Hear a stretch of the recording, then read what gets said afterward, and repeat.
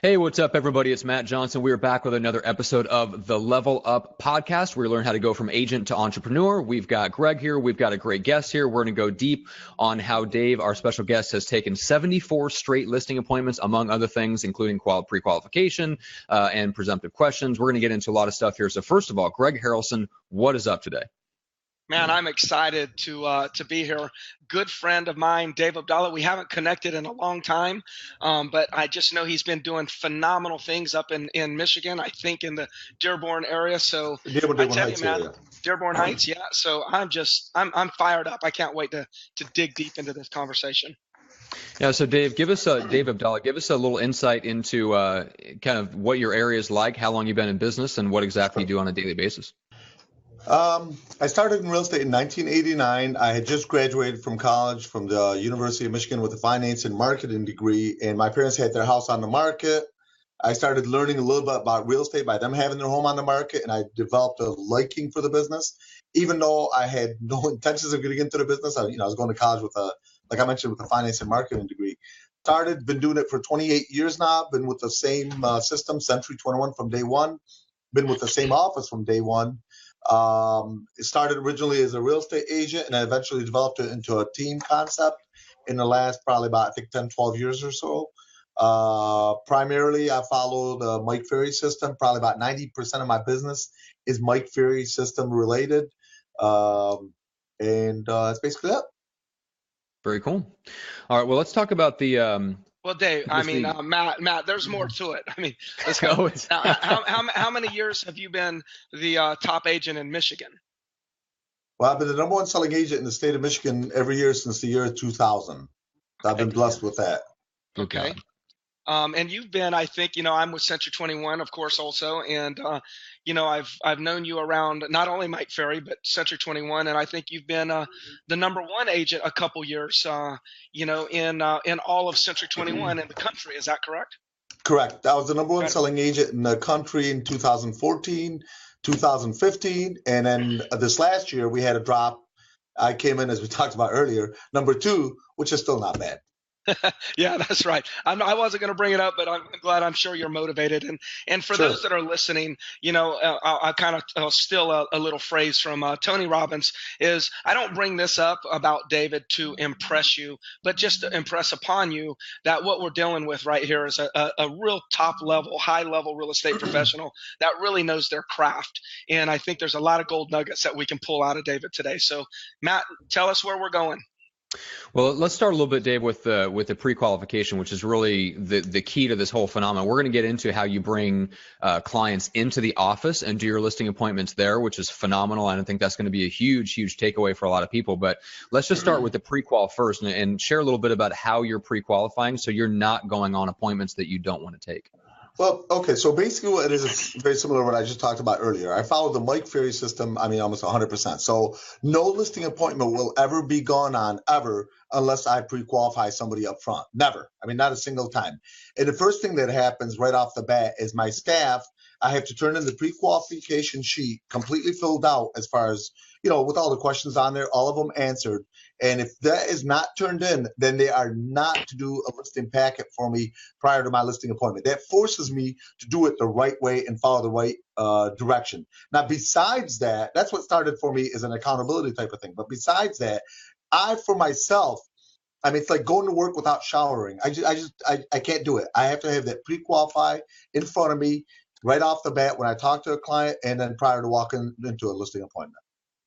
Gotcha. Let me ask you this. What would you say, is probably the most important part of the pre-qual or the pre-qualification script? A lot of people have heard about pre-qualification scripts. Mike Ferry, you can go on the Mike Ferry website and get them for free, but so few people use them. I think it's one of the most misunderstood scripts and processes of all the scripts that real estate agents use. So what is it about the pre-qual that really sets you up for success? That's a great question, because I do a lot of coaching in our company to a lot of agents that are either new or even veteran agents. Because if there's one thing I love doing, just like I'm doing this right now, I got nothing to gain from this. I love helping people that want to help themselves. I get energized by watching others make themselves better. So with the pre-qualifying script, the main reason a lot of people don't like to use it is they don't like to hear the objections up front. And they're too afraid to ask the questions that will bring out those objections up front. So, for example, one of the questions, will you be interviewing any other agents for the job of selling your home? The first thing that people think about, I don't want to ask that because now I'm going to tell them that maybe they should interview other agents. I mean, really? Do you really think they've never heard of that in their lifetime? That's the first time they're hearing it? That's crazy. Yeah. The other thing is, they don't want to ask the question of how much somebody wants for their home. But you've got to know that question. You got to know that question up front so that you could know if this is something, what you're going to have to be contending with. And number two, if it's even a worthwhile listing appointment. Because if the person's way out of whack, you don't want to go on that listing appointment. Another one, will they be going for sale by owner? And a lot of people, object to that, or I'm talking about realtors. Well, I don't want to ask them that. What if now it gives them an idea of going for sale by owner? Do you really think they've never heard of the term for sale by owner? Of course they have. Or how much do they owe on their home, et cetera, et cetera. So I think, to me, it's money. I just cannot believe people are not using this 100% of the time. Yeah. One of the things that this I think of as you're talking, I've got two thoughts here. Number one, like if you were a sports team, if you're a basketball player and you're getting ready to play a basketball game tomorrow against another team, if it was legal, wouldn't you like to be able to see what plays they're going to run? Oh my God, beautiful analogy. This is all what the pre-qual script is. It's like this gives you a look at to what plays they're going to run on you in the future, so you can start gearing up and making sure that when you go into the game, you're prepared. The other thing that I think I love that analogy. Perfect. Yeah. The other thing or as Mike Ferry would say, so you go into your doctor, you tell him, "Hi, doctor, I've got a headache." He says, "Yeah, let me open up the brain up." Whoop. He doesn't start cutting you up. He starts asking questions. What medicine have you taken? What do you eat? What do you do? Your history, your family history, et cetera, et cetera. That's the same exact thing. So it's about being an information gatherer before you're an information giver. Exactly. You've got to gather before you give. The other thing that came to my mind as you were talking, it's like you want to know what price. Like let's just say that the price of their property was their value, or their home was worth $600,000. And you ask somebody, so what would you like to sell it for? And they say, well, $700,000. Well, versus if they said, I'd like to sell it for $450,000. Okay, or let's say if it's worth $600,000 and they said I'd like to sell it for $550,000 versus I want to sell it for $650,000. When you go into the conversation with that potential seller, your voice inflection and tonality is going to change. You're not going to go up to this person and say, "Oh, I'm so excited. I know you want $600,000 and I can get you, $500,000." You're going to actually, the way that you approach that conversation is going to be different versus if they tell you a lower number and you know that you can get that number and maybe a little bit more, you may go in there and say, "David, gosh, I am so excited that not only am I going to be able to get you your 500, but I might actually be able to get you more." So what you learn in the pre-qual script not only does it show you what plays that they're going to play against you, but it also shows you or guides you as to what tonality and voice inflection that you're going to actually communicate with. And that's just another thing that I see. There's another thing that I've talked about with different realtors when I'm training them. So it's very similar to when you don't pre-qualify, you're going on a blind date. You have no idea what that date is going to be like. Is she going to be cute? Is she going to be tall? Is she going to be short? Is she going to be ugly? You have no idea. So you're going into this thing, you're sweating, and you have no idea if it's going to be a good date, bad date. Whereas when you pre-qualify somebody, you've been on 2-3 dates with that woman, and you know what you're getting into. Okay, there's nothing to be nervous about. She knows you, you know them. Also, in addition to that, sending them out a looking forward to package. Similar to what Mike Ferry talks about, the pre-list package. I send that out. I mean, nowadays everybody's got email, so automatically the moment I've pre-qualified them, I've taken their email address and I send them a pre-listing package that gives them all kinds of information about things that we do as far as marketing is concerned, things that we do as far as sales is concerned, a little bit about our company, what to do to prepare their home for sale, how to keep it clean, et cetera, et cetera, et cetera. And that, again, the full pre-qualifying conversation, that pre-sells them on to me twice. So that by the time they meet with me, they've had two major forms of communication with me, and it increases drastically the likelihood of me taking the listing versus not doing either one of these and having much less chance of taking the listing. That's great. Yeah, That's great. great. The funny part is it's money. I mean, this is so easy. It's not even funny, and I just cannot believe that people don't do it. Mm-hmm. Yeah. Well, there was something that jumped out at me, Greg, and I don't know if it jumped out at you too, but the way, Dave, that you've structured the system around you to ensure that it's actually harder for you to do the wrong thing than it is to do it the right way. So in other words, you've said, oh, look, this is the system that I want to stick to. I want to pre-qualify every listing appointment that I go on.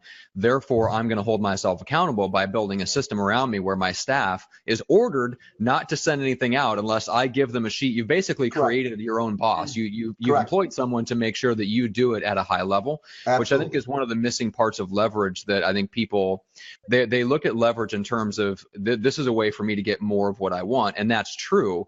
But there's the flip side of that is, in order to get more of what you want, you have to do things at a higher level, and you can use leverage and structure to build systems around yourself where the people that you employ actually hold you accountable to do your job at a higher level. Correct. Yeah. And that's what I started it, but it's no longer that way. Mm-hmm. Yeah, absolutely. Raise your standards. Absolutely. Yeah, that's great. So cool. I heard, so 74 straight listing appointments, and you got 74 listings. I want to make something clear. Saleable listings. So I didn't just take a listing. I didn't take a listing to take a listing. All right. But I tell you this, when I'm pre-qualifying, to me, that's the actual listing appointment, is when you're pre-qualifying, because that's when you're finding out how saleable that listing is. So I will turn one down at the pre-qualifying. Yes. But once I go past the pre-qualifying route, that baby's mine. It's just a matter of me convincing that person that I'm going to do the best job for them. Got it. I'm clear on that. So I don't want you to think I was taking, just total ready to expire listings. No, I'm taking listings I'm going to be selling. Yeah. So for those listening, what you may be doing, you may have had more than 74 appointments, but then you went through your pre-qualification script and you may have canceled some of those appointments. Right. You actually went on 74 and you took those 74. That's what I hear you saying. Got it. Correct. And the way this thing started, it started with some people on my team where I would give them like leads and say, hey, go take this listing. And I would always hear different things from the different agents. Oh, well, no, they weren't serious. Or, oh, they wanted too much. Or, oh, they wanted the commission. Just different excuses. So it started accidentally. So I said, you know what? I'm going to start tracking the exact number of listings I'm taking. So I had my staff just start, just keeping track on just a regular sheet of paper. And then I didn't know it was going to get this crazy. And next thing you know, I'm at 70 some listings taken back to back to back. Now, obviously, not obviously, you may not know this. I'm an extremely competitive person. So you give me a 3-year-old to race me running, and I will beat him so badly it's not even funny. Yes. I'm weird that way, very weird that way. So with that being the case, it became a competition between me and me. To when I'm sitting with the seller, I'm gonna take this listing one way or another if it's a saleable listing. But again, if it's not a saleable listing, I'm not sitting at that listing appointment in the first place. So I would, I cancel some every week where I'll even set an appointment with, like, let's say you, Matt, you and your wife, and we're all set, and Wednesday at 4:00 or whatever. But as I do a market analysis, I figure out you're way off or you owe too much, whatever it is, basically where it becomes a condition and not an objection. I'll call and cancel the appointment. Mm-hmm. So those I don't count them as a listing appointment. Yeah. Interesting. Got it. All right, and for those that are joining us, we've got Andrew and John and Jason Morris, Lindsay Soprani, Julio Garcia. What's up, guys? Thank you so much for joining us live. But Dave, you want to just define that real quick, just the difference in your mind between a condition and an objection when it comes to taking listings that you want. Okay, excellent. And this was one of the best things that I learned through the Mike Ferry system is the difference between a condition and an objection. I didn't even know the difference. I mean, I thought they were all objections. An objection is something that gets in the way of you getting an appointment or something that gets in the way of them giving you the listing. So, for example, Matt, I want to list with you, but I don't like your company. Or, Matt, I want to list with you, but you're not that experienced in the neighborhood. Or, Matt, I would like to list with you, but I don't like your price. These are all objections. Mm-hmm. A condition is something that cannot be changed. I mean, it can't happen. You cannot you can't list your home with me for whatever reason. So, for example, your home's worth $350,000. But you owe $482,000 and you don't have a penny to your name to pay the difference. That's a condition. No matter what I say, I can't change it. or your home's only worth $200,000, but you want $952,000 so you can buy another home in California. It's not going to happen. So these are conditions that there's nothing to handle. It's just not doable. Or you and your wife own the home, you're willing to sign, but she's not willing to sign, no matter what. Well, actually, that would probably be borderline objection. But let's say her attorney told her not to sign. Well, then that's a condition. I can't change it. That's the main difference. Good. I like it. Matt, let me introduce one more level that I talk about in our office, and you, David, you probably know about this. But you got conditions, you got objections, but I also think there's things that we call smoke screens. And too often, an agent hears a smoke screen and they actually claim in their minds that it's a condition. And here's an example. An example is an expires, and you call them up and they say, "No, I'm not really. I've decided not to sell." That's a smoke screen. They're just saying that because they're getting bombarded by calls. But the real estate agent hears they don't want to sell anymore. They've changed their mind. They're not moving anymore. They make it a condition. There's so much money lost in the real estate business because of failure to actually get through the smoke screens. We're taught how to handle objections, but I think getting through smoke screens has more to do with the skill of listening than it does the skill of actually objection handling. And in other words, when somebody says, you say, do you want to sell? And somebody says, no, smoke screen. I mean, it's like this. Somebody doesn't want to sell. They say no, or they say yes. But listening to the hesitation, hearing that hesitation, and you say, okay, that was just a smoke screen. They don't know me. They don't trust me. We don't have rapport yet, so they're not willing to reveal everything. As real estate agents, we still have to keep going through the smoke screens and make them prove to us that it's really a condition. Absolutely. So I'm sure you know what I mean on that, Dave. But Absolutely. I agree with you 100%. No, good point. Very good point. Yeah. I like it. All right, so let's get into, Dave, your listing process, and if you want to start at the pre-qual stage, that's fine. However you want to describe it. But I think it's important for people to understand that when you say going on a listing appointment, you're not going anywhere. No, I don't even remember my last listing appointment that was outside the office. Every one of my listing appointments is at the office. Every single one. When did you make that transition? Well, I made that transition, I would say 100% probably about 3 years ago. Prior to that, it was on most listing appointments, and I was taught that by one of the Mike Ferry coaches, Jose De La Serio. I'm sure, Greg, you might know him. Yeah. Okay.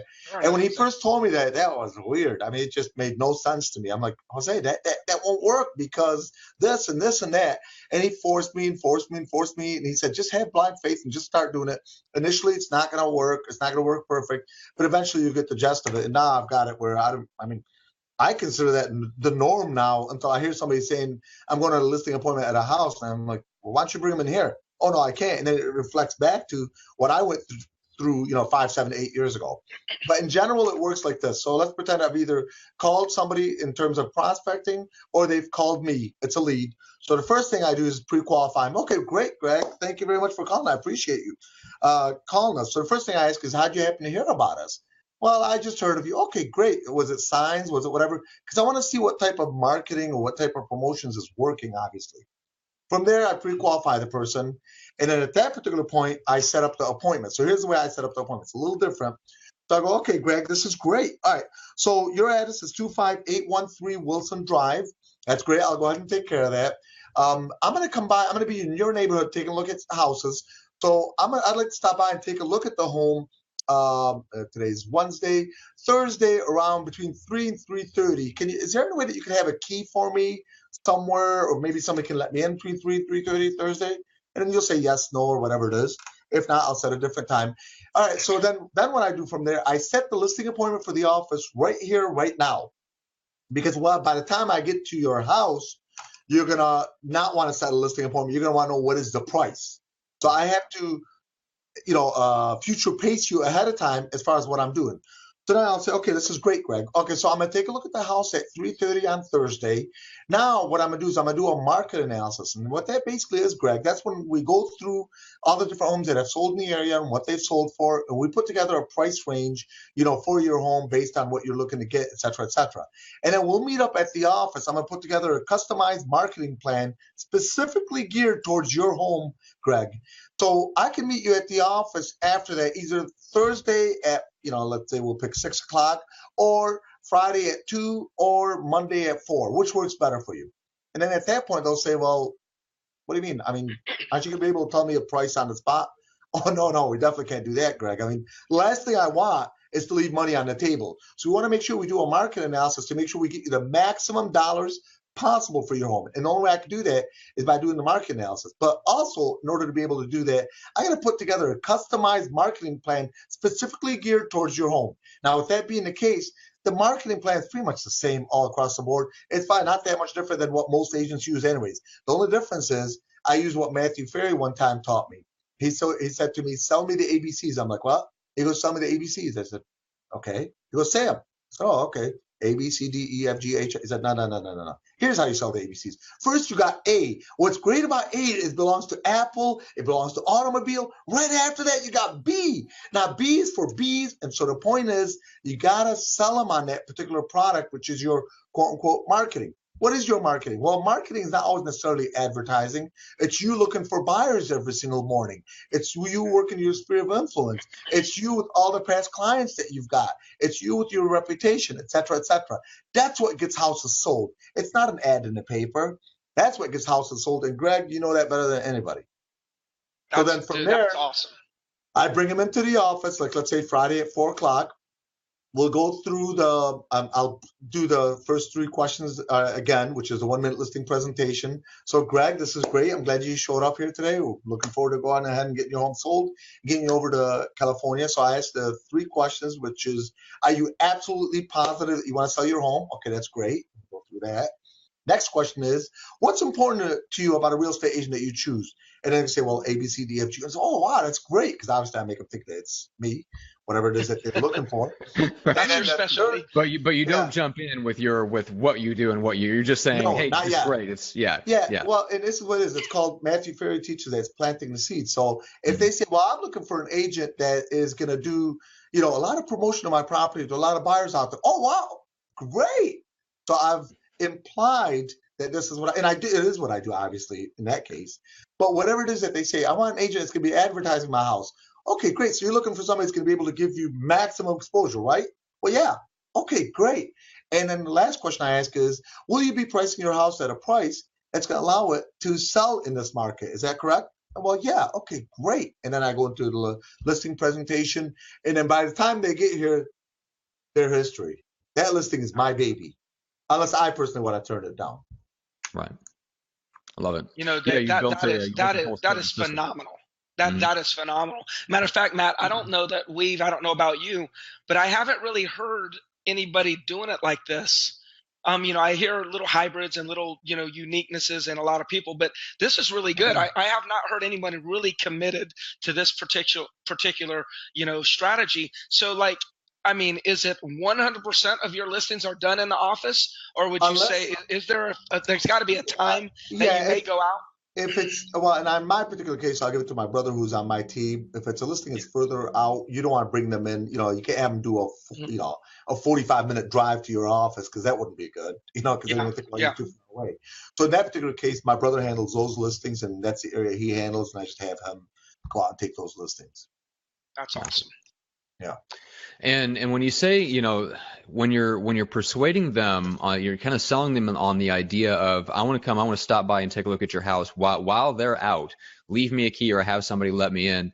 Is that actually you going? Or are you sending someone Correct. from your team? No, it's myself. It's you. Okay. And if it's a property that had been listed before, then I'll just say, yeah, I'm familiar with the property. You have the 3 bedrooms or 3 bath. You've updated your bathroom. Is that correct? Yes, we did. Okay, great. At that point, I don't even go look at it. I'll just list it and I go look at it later, worst case. The reason I want to look at it when the sellers are not there is I don't want to go through every nook and cranny. So, Dave, let me show you my special staircase. What we did here is we painted it, and then my husband brought this in and he put these screws in. Then he went and he got the top of the line wood. Honestly, I don't care. I really, truly do not care in that particular case. Besides the fact that it's really not going to make that much of a difference in the sale of the home. I'd rather zip through and zip out. And for me, as a experienced realtor, just like Greg, just like you, Matt, That's plenty enough. I could take a look at the home in 3-4 minutes, and that's plenty enough versus a 1.5 hour conversation with them, which gives me an opportunity to do nothing but possibly lose a listing because they're going to try to corner you to get a price out of you. And I don't give a price, period, no matter what, at the initial looking at it. Yeah, love it. Yeah, I imagine you can do, so it's kind of like a preview. So I imagine you probably want to stack as many of those in a row in an afternoon where you're just going preview, back to back. Exactly. Yeah, and you're just running through these houses. That's brilliant. That's awesome. Brilliant. And Very here's efficient. the thing. The moment they come to your office, you know they are pre-sold on you already. Otherwise, they wouldn't make the trip to your office. That's one. No. Two, you have them in your environment, not theirs. So at your house, Greg, I'm going to have your kids running around. I'm going to have your Uncle Joe that comes in and says, well, I've got a friend that's looking to buy. I don't know. Let me tell him about it. Or I've got the TV running. I've got the postman coming in. Just too many distractions. In your office, you have them in your field. You can show them the things that you do. You can show them the computer. You can show them the homes that have sold on the market and the pictures so that they understand that they're not the only nice house that was ever invented in the United States. There are other nice houses out there. That's awesome. That's awesome. All right, Dave. Well, let's finish off with this because when we spoke here a few weeks ago, there was something you said that I got a big kick out of, which is ABC, always be calling. So explain your philosophy of ABC. Okay. That's my favorite. Ironically, I had the company awards yesterday, and I run around the office all the time yelling at agents that are just walking around where they're going. I have no clue, but you see them in different parts of the office walking around. So the first thing I always say to them, they don't know where they're going. Yeah, every single time I say ABC, which is always be calling. Now, here's what that means. This business is about meeting people either face to face or on the phone. If you're not on the phone with somebody or face-to-face with somebody, you're wasting your time in real estate and doing what? I don't know. Paperwork? Why? Hire administrative people to do that. That's what they do. That's why I tell every one of my clients, if you have a smart question, ask my staff. They're way smarter than I am. I do the sales part. So we have to be on the phones as much as possible. You guys don't see it because I don't have that for this talking to you, but see, I have here my headset, double headset. This thing is on my head 24/7 unless I'm sitting on a listing presentation. Why is that? Because when I'm not talking to somebody, I am here. It's right in front of me. I didn't know I was going to tell you guys this. I have my leads right in front of me, my hot leads directly in front of my face, right next to my computer. So that the moment I'm not on the phone with somebody and not on a listing presentation, I'm making the next call, then the next call, then the next call.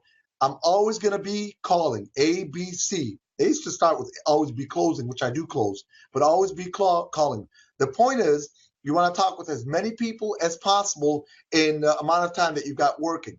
I used to work until 10, 11 p.m. years ago, doing 60 transactions. Now I get off work at 6 o'clock, 6:15, and we're doing over 400 transactions. It's a whole different mindset. But during that time that I'm there, I'm not screwing around. I'm not talking about the Detroit Tigers. I'm not talking about the weather. Who cares? I'm not talking about what food I ate. I'm there to get business done, and that's what I do 24/7. Just always be calling. Yeah, sounds like you're making every minute count. Absolutely.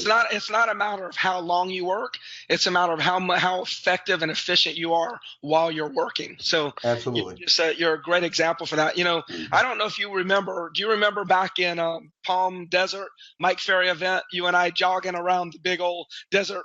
Was it Desert Marriott? You remember that years ago? I remember that forever, and that was my biggest motivation. What happened at that particular point is Mike Ferry said we got to go out and jog and run, whatever. At that time, I used to not exercise. I was around 225 pounds. I hadn't exercised in years since high school. And I went with you, Greg, and you were in great shape, and a bunch of them were running, and I'm very competitive. So I was running and running and running. Next thing I know, I'm ready to get a heart attack. And I think I made it maybe a mile, maybe a mile and a half. And then this was very, very embarrassing for me. I had to let you know and the others, well, I'm going back. I can't do this. I mean, it felt like I was ready to have a heart attack. And that was my biggest motivator for me to get on the right schedule and have much more, the 5 equities of life that Mike Ferry teaches. And from there on, I joined a gym and have been working out ever since. I'm at 178 pounds. I'm in the best shape of my life. I could kick any 20-year-old's ass if you wanted me to. And I could run 5, 7, 8, 10 miles with no problem, not even think about it. So I appreciate you indirectly, whether you knew it or not, motivating me to get in shape. Yeah, that's awesome, man. Well, you're welcome, and it's been fun knowing you. And are you? Hopefully, you'll go out to the Century 21 Global Conference, and I'll be there in Vegas. Yes, in Vegas, and let's definitely connect. Anything else, absolutely. Matt? No, that's it. I want to make sure, Dave, that you get a chance to remind people of kind of where you're at so they can keep you in mind for referrals. Sure, no problem. I work the Dearborn Heights market. That's the primary market. It's in Metro Detroit, the Tri-County area. If you have anything that you need from us, you can give us a call at 313-203-8209. Again, 313-203-8209. We handle anything throughout southeastern Michigan. Southeastern. Cool. Very cool. And then, Greg, how do people connect with you? You know, the easiest way is just email me direct at gregharrelson@gmail.com. Keep it simple, and I'm always looking to help your referrals in Charleston, South Carolina, as well as Myrtle Beach, South Carolina. So send them my way, and we'll do them a good job. All right. Awesome, guys. This has been fantastic. Exactly what we had in mind. And I know it's what you had in mind, Greg, when you asked to reach out to Dave and set this whole thing up. So I know we got a lot of amazing content out for you guys. So again, thanks to everyone that's watching here live. Head on over to the Facebook page for the Level Up Podcast. Like the page. That way you get the future episodes as well as the clips from all of our episodes. You can also head over to iTunes or Stitcher, depending on your mobile device, and subscribe to the audio version of the show there.